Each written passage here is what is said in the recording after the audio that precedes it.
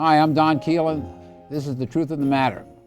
Today I'm very privileged to have as my guest Ann Galloway, the executive editor of Vermont Digger and also of the Journalism Trust of Vermont. Today's show will be in two parts. Right now we're going to start part one.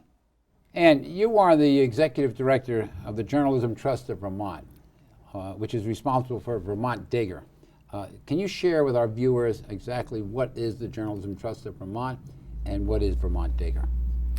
Yes, the Vermont Journalism Trust is a 501c3 charitable organization that is responsible for overseeing the activities of VT Digger. And the two organizations are essentially one and the same. VT Digger is doing business, basically we're a DBA, we're doing business as. So we're a kind of subcategory of the Vermont Journalism Trust, but the trust is completely dedicated to supporting our work, which is focused on statewide news. Can you tell us a bit more about the trust and how it was created? Sure.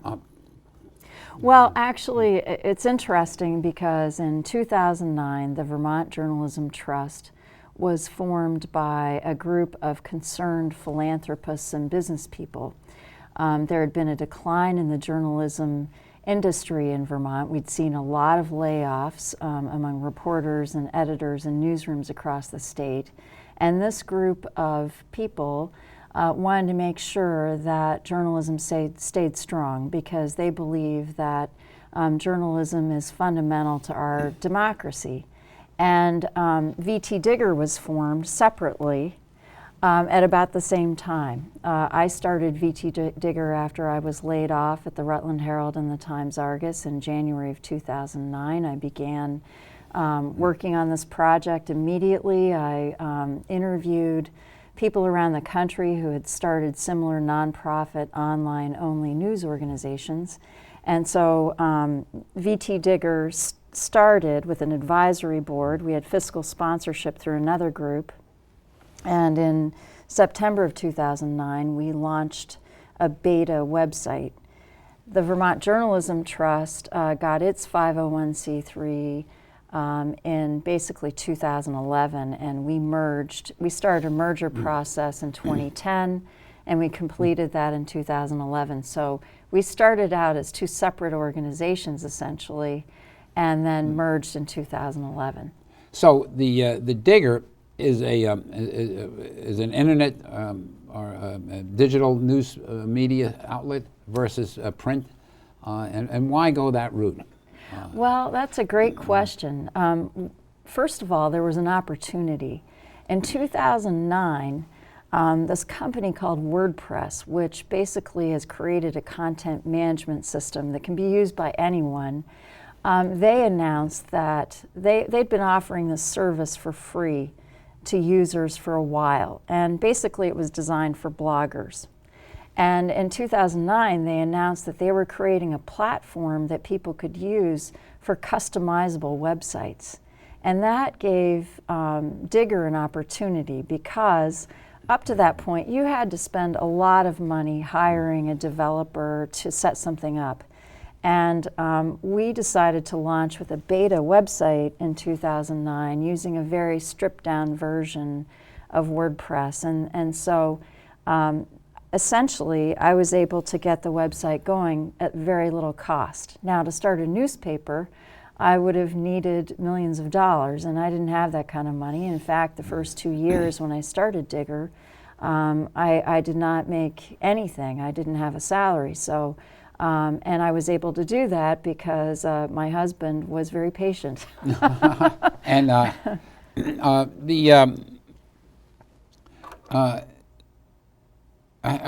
you stay independent? Because you're basically you're a news agency. Yes, we are. Producing news, and we're going to get into more of that in a minute. But how does, when I say independent financially, that you can function and by having funds available to carry out the mission that the nonprofit has? Well, that's a great question because in this day and age, independence, I think, is perhaps a rarer thing in the news world, and it's absolutely essential to doing our work properly. I would say we are fiercely independent, and that's because we receive money from a broad array of individuals, companies, foundations, and our job really is to make sure that we're producing journalism in the public interest. And that means we hold government officials accountable. We also take a hard look at business activities to see whether or not the interests of the public are being served. And we get our revenues basically from 4 big pots. We receive money, like I said, from foundations, from individuals, from underwriting, and from other news organizations. And because of that diversity of funding, we, again, that makes us stronger, and we don't have any one funder that could make or break us, and that's really important. Do you have, at any time, unlike, or maybe like the print media, where sometimes they have to placate major advertisers? We never do that. I was going to ask you. We never do that. Does you and your staff, your reporters, we're going to get into that more about them in a minute, feel that they are independent, and that there's no, in other words, is there any influence that comes from the sponsors or the donors and so forth? No. And they know that, and they know that. It's basically arm's length. Well, yes. I mean, the fact of the matter is that sometimes we bite the hand that feeds us, and that's part of our job. We're not doing our job if we're thinking about the people who give us money. We can our job is to think about what the readers need. Can you share with us the fact that I guess 2009 is when you the gem of an idea was created, and here it is 2016. How big is the budget today versus what it was like? Well, we know for 2 years you didn't get paid. That's right. 2 years I didn't get paid. You must not have had any money. I mean, well, we had money, but I plowed it all into the business. In 2009. We received about $16,000 from, we received a grant from the Vermont Community Foundation. We received some donations. I used all of that money to support freelance reporters and to support the design of a logo for the site and some of the customization of the site initially. That was back in 2009. Again, we had, except for the freelancers I paid, it was an all-volunteer operation. It was all volunteer actually for the first 2 years. In 2010, I decided I was going to cover the legislature pretty much by myself. And anyway, that was an interesting idea, and it really allowed us to evolve very quickly and attracted the interest of the Vermont Journalism Trust.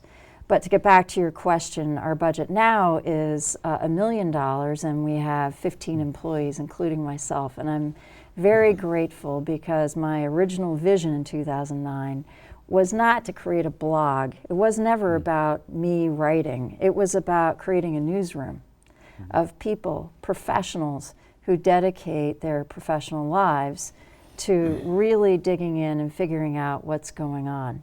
And so I've trained our staff, and I'm very excited about their skill sets and how they're able to take documents. We have what I call a document state of mind at VT Digger, and what that means is people give us information and they give us tips, and we use that information to investigate. And that's what journalists are supposed to do on a daily basis. And I'm proud to say that my team investigates on a daily basis, and then we produce big investigative pieces. And we also produce state news based on press conferences and some of the more traditional reporting that other news organizations do. But the fundamental thing about Digger is that we dig. I'm going to get into some of the investigative reporting in a minute, but the thing is, tell us more about the staff itself, the individuals that are doing the reporting. Yes. And the background of a typical, or I shouldn't say typical, the people that you've hired to do the reporting, what's their background and how do you recruit them? Well, that's a great question. We have a mix of reporters who are at the beginning of their career, and then we have people who are now at the top end or in the middle of their careers. And when I first started Digger, it was very hard to recruit because we were a startup, and it was just a crazy idea. And now we've become an established news organization. It's much easier to recruit. But we have people on staff who are in their 20s, who are very ambitious, very aggressive, and really good at what they do. And I'm training them up. And then we have an older set of reporters who are in their 40s and 50s. Now, let me interrupt you, if I may. Sure. These older reporters, they must have been in print media. That's right. And because digital media didn't exist if they've been in it for 20, 30 years. That's absolutely right. And how do they interact with the younger staff that's never been in the had print ink on their hands? Well, boy, I do miss the ink, I have to say. But that wasn't possible. Is there a difference? I mean, in their style, in their technique, or how they go about their job? Or well, that's a great question. A lot of people assume that online is different, and the thing you have to understand about me and about Digger is that we're contrarian. A lot of people say that online news should be short, should be general. We break all those rules. We write long. We write very detailed stories, and that's why we've been able to build an audience of 200,000 readers a month, because we found that people really want that level of detail. We really are trying to be the New York Times of Vermont. We want to give people everything they need to know about this state. And our reporters are really dedicated to that mission. And the older reporters mentor the younger ones. And yes, sometimes we use the web in unique ways to push our mission forward. So what's cool about the web and what you can't do in print is that you can write a brief story to start, just to let people know what the breaking news is. You can put 3 or 4 paragraphs out there giving people the general outline. And then you can say, look, folks, we're going to have more for you. Check back in 2 or 3 hours. We're going to give you all the detail we can possibly give you on this story.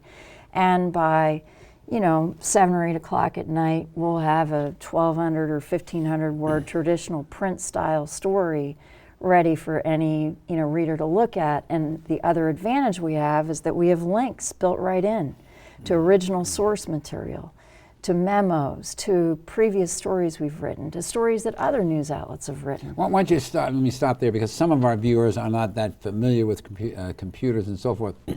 And when you say there's a link, yes, can you just, I can just picture some of these people who do not have computers. I'm not quite sure what you mean by that. I know what you mean, but why don't you tell us, sure, share with us what that means. Sure, absolutely. What that means is that you're reading along, and there's a piece of text that's underlined in the copy. And you have the ability with your computer to click on that underline, and it takes you to another website with information that is related to the story that you've just been reading. That's okay. And it's a really powerful tool for people who want to know more, or who really are skeptical of something we've written, want to make sure it's true. For full disclosure to our viewers, the Digger publishes a column that I do locally every 2 weeks, and the Keelan Foundation has been involved with the Digger for some time. But at the same time, I know when I write a column, I have to sometimes refer to other news sources.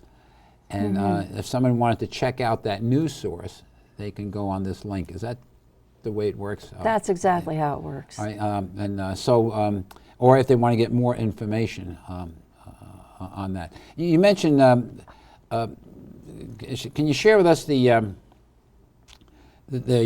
areas of your coverage? You mentioned the legislature, and I know that's a big one. And you should probably share with us, where is the Digger located? Yes. We're going to get into more of that later, but the thing is, why don't you tell our audience where you're located?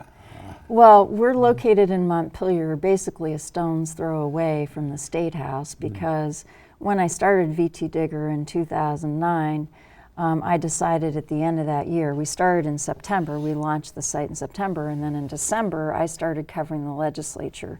And so that was sort of our hallmark coverage in the beginning.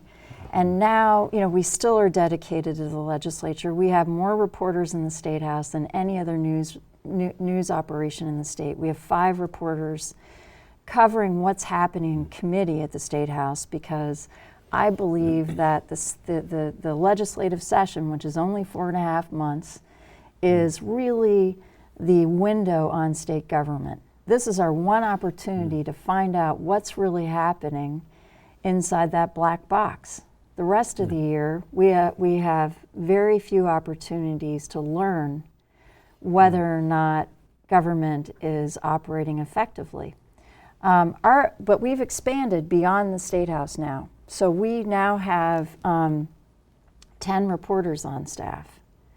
And we are able to cover Chittenden County. We have a reporter in Chittenden County. His name is Morgan True. He's terrific. We've also expanded into southern Vermont now, and we're doing that with the help of other news outlets. We have 3 reporters now in southern Vermont, one in Bennington County, one in Windham County, and one in Rutland County. And that's because we believe that northern Vermont has become way too separated from southern Vermont. And we want people in southern Vermont to have a voice in Montpelier and to have a voice statewide. And so that we believe there's a news desert down here that's been caused by the layoffs of reporters at the Rutland Herald and at local papers, and we wanted to fill that void. That's part of our mission. Well, if I interrupt, the Rutland Herald, I believe several months ago, curtailed their publication. Yes. We no longer get a newspaper from the Rutland Herald, at least down here, Monday, Wednesday, and Thursday. Monday, Tuesday, and Wednesday. That's right. So they've literally cut back the paper. And and recently, I gather the newspaper has been sold by the Mitchell family, and I guess we have to just wait and see what's going to happen. That's right. But at the same time, the Banner, the Bennington Banner, the Manchester Journal, and the Brattleboro Reformer cover southern Vermont, and they've had cut over the years. Have cut back. That's right. And are you going to try to fill that void? And more specifically, is it being filled now, or is it a work in progress? Well, this has not been formally announced, but we're going to break it right here. Go ahead. We are working with the Bennington Banner, and we have just jointly hired a reporter to cover Bennington County, and his name is Jim Therian. He's the former managing editor at the Banner. I know Jim. And he's going to be working for Digger and for the Banner. And so we're sharing the cost and we're sharing the copy. And again, our objective is essentially to publish news of statewide import from Bennington County on VT Digger. We have a similar arrangement in Windham County. We share the cost of a reporter with the Commons, which is a weekly newspaper, nonprofit, in Brattleboro. And we share the cost of a reporter named Mike Fair, and we started doing that a year ago. And our third reporter is Adam Fetterman. We hired him to cover Rutland County starting in July. We received a grant at the beginning of this year from Ethics and Excellence in Journalism Foundation, which is based in Oklahoma City. They gave us $75,000 in seed funding to start this project. And of course, we're looking for additional funds to support this going forward. But the idea, again, is to really unite the state around news, because for years now, you've also had local media outlets put news behind a paywall, and that's limited access to news about southern Vermont to northern Vermont. And I have no problem with paywalls. I think they're very important for the survival of local newspapers. Can you but explain it that a little does bit? hurt the dissemination of news to people in northern Vermont who might not want to subscribe to a local paper in southern Vermont. Oh, okay, I understand. Okay, and that's that's the point. Yes, that's the point. And the news from southern Vermont that Jim will be be sending up will appear on the Digger, and that would make the Digger more attractive to those of us down here in southern Vermont, getting news about our area, not just northern Vermont or Chittenden County and Montpelier. That's right, and we also hope that, the Bennington Banner, the Journal, and the Reformer also carry our copy. We have an Associated Press style service that we offer to 14 media outlets around the state. And we started that arrangement with those 3 newspapers 3 years ago. So they've been running VT Digger stories now for a long time.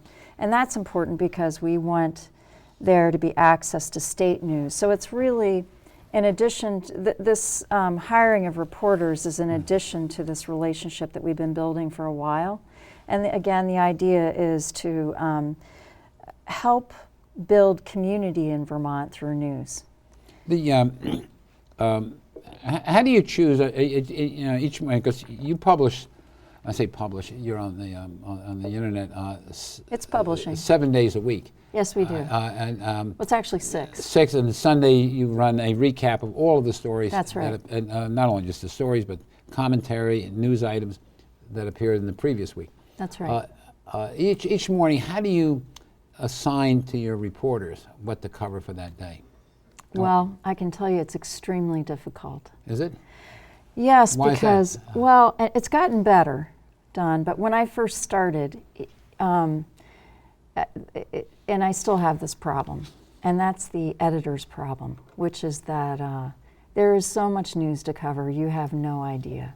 On the outside, it seems straightforward what we're covering. But from the inside, I have to tell you that we get so many tips from readers. We get so many solicitations from politicians and businesses and individuals for stories that it's extremely difficult to choose. And for me, especially if there's a really important investigative piece that we can't get to right away, it breaks my heart. There are a lot of, I consider these stories to be sort of orphan children that I can't deal with right away, and it hurts me. But we've gotten to a point now where we can cover almost everything, and I'm very proud of that. We choose stories based on a couple of factors. One is if there's something that's breaking that, well, let me back up. You asked me how we organize our reporters. And unlike other news outlets in the state, we have beat reporters. We have reporters we have one reporter who covers energy and environment, another who covers healthcare and business, another who covers criminal justice. We have a reporter for education. We have a political reporter. This is on top of our regional coverage that I've already described in southern Vermont and in Chittenden County. So because we are divided up by beat, that makes story assignments a little simpler. For example, every week we get the governor's press conference schedule. We get the lieutenant governor's press conference schedule. We organize our week around that to an extent. We always cover the governor's press conference. And sometimes we don't know what the subject matter is. Well, today I'm told that the governor is going to make an announcement about the all-payer waiver. And so that's obvious. I'm going to put Aaron Mansfield, our healthcare reporter, on that story. It's happening right now. We're going to do it. We have election coverage right now that we're working on. We're working on a series of profiles of some of the candidates. Those are longer term projects that reporters are working on bit by bit. And then on top of that, there's the breaking news coverage. There are press conferences held by Scott Milne, who's running for Senate, or Patrick Leahy, who's a longtime senator. Or yesterday we found out first thing in the morning that Sue Minter was holding a press conference. So we have to basically jockey all the time. We have long-term projects we're working on. So you have to break in. And then we have these daily things that we just have to do. They're breaking news. Well, let me do some breaking news and tell our audience that Anne came to Vermont in 1988. She's from Ohio. Graduated from the University of Kentucky, if I'm not mistaken. Spent it's over 20 some odd years now in journalism. Had worked for 7 Days, and had worked for I think you mentioned it briefly, that you were the weekend editor of the Rutland Herald. Some of your work has appeared in the New York Times, and at the same time, when you left the Rutland Herald, you created the Digger. You live in northern Vermont, married, and have 2 children who are grown and not at home anymore, I gather. That's right. So you can devote some of your, a little more of your time now to the Digger.